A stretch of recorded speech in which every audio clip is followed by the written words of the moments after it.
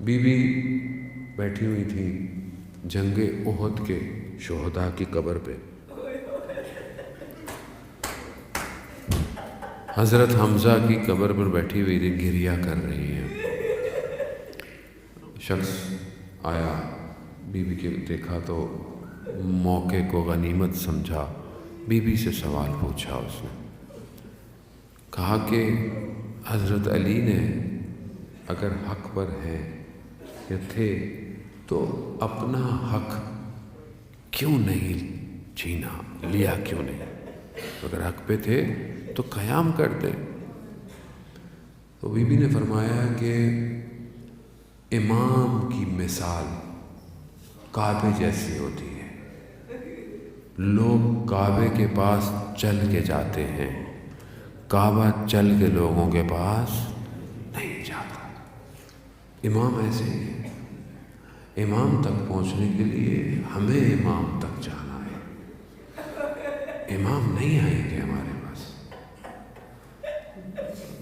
یہی تو غم ہے کہ امام غیبت کے پردے میں ہے. یہی غم نہ صرف ہمیں ہے بلکہ سب کو یہی غم ہے. اہل بیت کو بھی یہی، بی بی کو بھی یہی غم ہوگا کہ میرا فرزند کتنے سالوں سے تنہائی میں ہے، خلوت میں ہے. عزیزان محترم، اگر ہم اپنے امام کو نہیں پہچان پائے تو پھر سب رہ جائے گا. امام ہمارا منتظر ہے کہ کب میرے چاہنے والے میری طرف پلٹیں گے.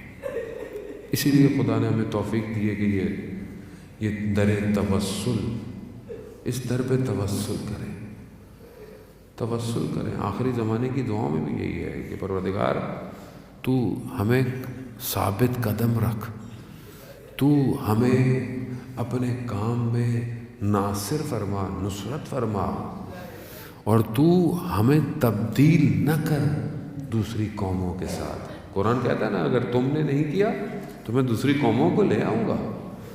پروردگار ہمیں تبدیل نہ کر، ہمارا انتخاب کر. اب ظاہر ہے جب آپ ولایت کی طرف آئیں گے تو امتحان تو ہوگا، سختی تو ہوگی. جب اس گھر نے خود اس مشکلات کو دیکھا ہو کہ وہاں رسول خدا جب آخری وقت میں بیمار ہیں تو بی بی ان کے سرہانے پر دروازہ کھٹکھٹا. کہا کون ہے؟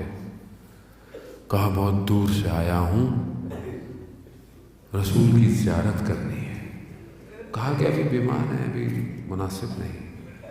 تھوڑی دیر بعد پھر دروازہ کھٹکھٹایا گیا، پھر پوچھا گیا کون ہے؟ کہا بہت دور سے آیا ہوں، رسول کی زیارت کرنی ہے. رسول خدا نے فرمایا فاطمہ آپ جانتی ہیں کون ہے؟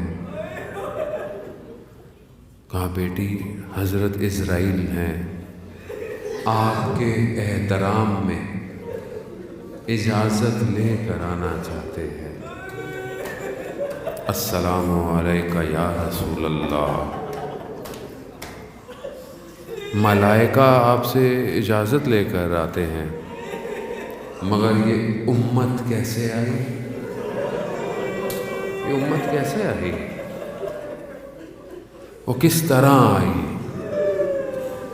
مقاتل یہی بیان کرتے ہیں نا کہ بی بی دروازے پہ آئیں. کیوں آئیں؟ کہ شاید اعتراف کر جائیں، شاید شرم و حیا آ جائے. کیوں؟ کہا کہ فاطمہ بنت رسول ہے. یہ وہی فاطمہ ہے جس کے احترام میں رسول کھڑے ہو جاتے تھے. ہاں، لیکن امت نے کیا کیا؟ امت نے جب دیکھا کہ دروازہ کھل نہیں رہا تو انہوں نے دروازے کو جلا دیا. اور کس طرح ظلم اور ستم کی. ہاں، مصائب سخت ہیں حضرت سیدہ کے، ہمارے لیے آسان نہیں ان کو پڑھنا. کچھ مشکلات ایسی ہیں کہ اساتید بیان کرتے ہیں کہ ان مشکلات کے وقت یعنی خود جب اہل بیت پر مصیبت پڑی اور جب سخت مصیبت پڑی تو خود اہل بیت نے رسول خدا کو پکارا. کہا پہلی مصیبت کون سی تھی؟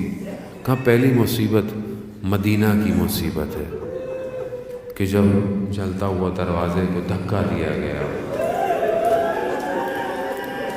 جب در و دیوار میں سیدہ آ گئی تو بی بی نے اپنے بابا کو پکارا، یا اباتا یا محمد، کہ بابا آپ کی امت نے یہ اجر دیا ہے رسالت کا. ہاں عزاداران محترم، یہ بڑی مصیبت تھی، یہ بڑی مصیبت تھی. اسے امام جانتے ہیں کہ کتنی بڑی مصیبت تھی. وقت گزر گیا، امام گزر گیا، وقت گزر گیا. پھر وہ رات کہ جس کی تاریکی میں کائنات کا امام اس امانت کو قبر میں اتار رہا تھا. وہ سخت تھا امام کے لیے. اس امانت کو اتارتے ہوئے بھی مولا کہتے ہیں السلام علیکہ یا رسول اللہ، یا رسول اللہ، جو آپ امانت دے کے گئے تھے یہ ویسی نہیں ہے. ہاں بس آپ نے گریہ کیا، خدا قبول کرے، اجرکم عند اللہ، پروردگار آپ کے رونے کو قبول کرے، آپ کی مشکلات کو سیدہ حل کرے. تیسری جگہ استاد فرماتے ہیں کہ کون سی مصیبت تھی؟ کہا روز عاشورہ.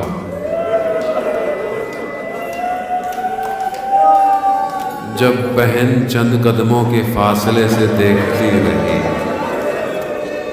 اللہ اکبر، تقبل منا، پروردگار قبول کر، قبول کر. جب 11 محرم کو کارواں گزرا نا مقتل کے پاس سے، ایک بدن کی حالت ایسی تھی کہ جب چوتھے امام نے دیکھا نا تو اس سے پہلے کہ جان نکلتی، استاد فاطمی نیا بیان کرتے ہیں، بی بی زینب نے اپنے آپ کو گرا دیا، گرا دیا. اور اس بدن کو کہ جہاں مقتل کہتا ہے کہ کوئی جگہ خالی نہیں تھی، تیروں کے نشان، نیزوں کے نشان، تلواروں کے نشان، پتھروں کے نشان، گھوڑوں کی ٹاپوں کے نشان، اور سر بھی تن پہ موجود نہیں ہے. کٹی ہوئی رگیں کربلا کی خاک میں آلودہ ہے. وہ بہن جو اپنی ماں کی آخری کمائی کو اس طرح دیکھے، وہاں اس نے بھی کہا یا رسول اللہ، یا جدہ، اے میرے نانا، حاضر حسین، کیا یہ حسین ہے مرحمن التمام کہ جو خون میں لطفت ہے، جس کے بدن کے اعضاء ٹکڑے ہوئے ہیں؟